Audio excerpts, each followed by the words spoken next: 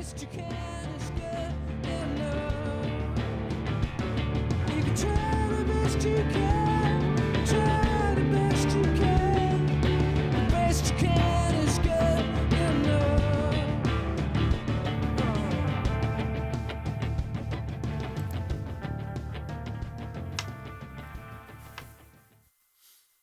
Hello. What ho! Welcome back to another exciting adventure of Radio Free Anarchy. I'm your host, Travel Mateus. This episode is called The Emperor's New Clothes, or something like that, 2.0.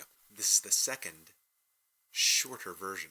Once upon a time, in a world not so different from our own, there began a grand deception that had been orchestrated by the powers that be. This duplicity was none other than the revolution in the developing science, which alleged the Earth to be a globe and heliocentrism to be the universal system wherein mankind exists. A cunning ruse that had been woven to deceive the masses further than before. The powers that be is a term often used to refer to individuals or groups of individuals who hold significant influence or control within a particular organization, institution, society, or culture. These powers can take many forms, from political leaders and corporate executives to influential social figures like athletes and movie stars. And let us not forget the infamous deep shadowy state Alpha Beta agencies skulking in the tree line. In essence, the powers that be are the creators and the executioners of the plans set in motion by the puppet masters pulling the strings behind the scenes. They are the ones with the ability to shape and steer the direction of events. They are the ones who, in a word, hold the keys to the kingdom, and yet, in the words of Josh Ritter, we know the keys got locked inside the kingdom. Their club, their kingdom, is rather exclusive, and neither you nor I are members except as slaves. The kingdom of elite fascists is built upon the consensus of the populace who go along to get along. If you want to defeat the constructors of the game, stop playing the game. But one has to know that there is even a game. So who are these elusive powers? What gives them their power, and how do they wield it? Well, these are questions that have puzzled and intrigued many a curious mind, aware and awakened to the schemes, the facades, the matrices. Some may argue that these powers are the product of privilege and inheritance, oligarchic nepotism, won long ago by conquest and war, and now, in this time, they're just simply born into positions of influence by virtue of their pedigree and socialite standing. Because they, the powers that be, continue to hold sway over our world, they are the archetypes of our society. By educating us what to believe about history, they are also the architects of our destiny, by convincing us that their judgment of past cultures is the truth. And it is up to us to understand their influence and dismantle it. But to challenge it, we must have numbers behind us en masse. That's what I'm here for. I'm here as a town crier. Who they are is this. They are the ones who create the information to be presented to us in any of the textbooks utilized for education. I didn't write any of those books, did you? Do you know anybody who wrote any of the textbooks that we have today? Where did that information come from? Who is responsible for interpreting the past and then giving it to us in a book and saying this is what truly happened? Were I to write an education book today, it would look nothing like the propaganda currently being promoted, which I think shows that intuitive awareness is more valuable than scripted bullet points. Allow a person to participate in how and when and where and why he or she wants to learn about a thing, a subject, and then let that person research it and come to his own conclusion. I mean, after all, what harm could it be were she to reject heliocentrism's globe Earth for what could best be described as simply just not a globe? It's just not a globe. We do not live on a globe. So then what is it? Let that person decide for himself how he wishes to be identified. And if he wants to decide to go with Copernicus, or if he wants to go with his immediate senses about the world around him, that's up to him. So do this for me now or either at another point. Look up and research Eratosthenes' experiment, which gave us a near miss on the circumference of this alleged globe Earth upon which we live. Just look up a few sources of the story. You had read the story about Eratosthenes a couple times from different sources.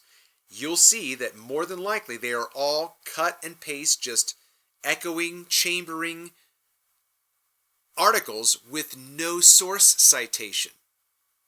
Okay, so just look up a few of the links, and within that link, look for the source of the original information. If you can find a hyperlink for a source of the story itself, you're a better researcher than I am. But at the same time, we have to consider the source. If we do find the source, we have to read it, analyze it, and see whether or not it's justified to say, oh yeah, this is exactly what they meant. Of course they knew, or whatever. Okay? Just do your own research. In conclusion, the powers that be are an antagonistic. Satanic means adversarial. It doesn't have to mean a spiritual boogeyman. The powers that be are an antagonistic force to be reckoned with, a shadowy cabal of individuals and groups who hold the keys to power and influence in our world. So the next time you find yourself pondering the state of the world, this just doesn't seem like it, it's just things aren't, I wouldn't do things. Next time you feel that way, consider this. If you were to be in power, would you choose to go to war? No? Then realize war is the machination of oligarchic madmen, socio-psychopaths who cannot control a population except to commit genocide as a control measure. Wait a minute. Isn't that what they told us Hitler did? It all began with a group of depraved individuals who further sought to gain power and control the minds of the people they had subjugated. To be clear, these are sociopaths and psychopaths, maladjusted humans who have dominated the world under tyranny and monarchy for millennia. Once upon a time, they created an entire deception of humanity's whole history to direct the next generation's worldview. Have you heard the tagline, "Those who do not know history are doomed to repeat it"? Let me ask you a question. Did you write that tagline? I didn't write that tagline.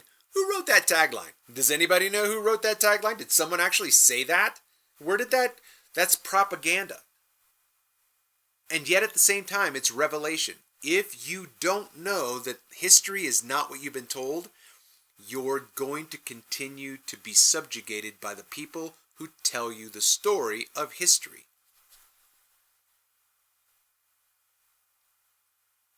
The aphorism, "Those who do not know history are doomed to repeat it," that maxim is just one such tagline given to us, they are so kind, to keep us in line with the current, present storyline. Sociopsychopaths create lies for one reason and one reason alone. Lies are told to control what the victim will believe about what he is told. Belief, for most humans, is what directs behavior. So that is why the lie is told, because it will inevitably have an effect on your behavior. whatever the storyline is. These monsters have lied to humanity about the past. In classroom situations, you might have heard something similar like this. In ages past, those primitive people used to think that the earth was flat. They used to think that if you sailed toward the horizon, you would fall off the edge, because look, there's the edge. It's just, you can see it. It stops. There's a line there. The horizon stop. That's the edge of the earth. So these primitive people in the past, we were told, used to believe that the earth was flat. But now, allegedly, we know through science that this is not the case about the shape of the earth. So the lie was told, and the lie was told, and then here we are. But before, somewhere along those lines, within that storyline, a storybook came into existence. Allegedly a children's storybook for children to understand and grasp. And that book was called The Emperor's New Clothes. Well, if you appreciated anything that was said, let me know, and hopefully I can see that this endeavor is worth endeavoring after, because it's hard for me. This is just me being honest. It's hard for me to find motivation to make content when there's just no audience. As Calvin Miller aptly wrote in the Singer trilogy, it's hard to sing when the audience has turned its back. But yet here I am right now creating content because, again, I think that this is important. I am a town crier. It's hard to be a town crier when all of the citizens are complicit liars. That is, that your greatest enemy is your neighbor. When you take this information to that person, they're an agent of the system. So unless they have been slowly waking up along the way, like Morpheus and Neo and Trinity and all of the other minds that are freed, our greatest enemy isn't the powers that be. Ultimately they are, but our greatest enemy immediately is simply our neighbor. It's almost impossible to gather the troops when no one even knows or believes that there is a war against humanity from the people that we believe have been put into power for our benefit. All right, well, there you go. That is as much of, I think I riffed a little bit in that, but for the most part, that was just a straight reading. So, there you go. Let me know what you think about that kind of content, and I will try to keep it as condensed and concise and precise as possible, making these short videos. What is this even at right now? 15 minutes. Okay? So at this point, I'm going to sign off, and hopefully you will do your part by subscribing. If you've made it this far listening to the sultry sound of my voice, please make sure you smash that Fonzarelli, hit that like button, leave me a comment, share your thoughts, let me know what you think, ask me to maybe address particular questions in my perspective, and then lastly, please make sure that you share the content, and as well, if you haven't already, subscribe. I have been your host, Travel Mateus Finley. Until next time.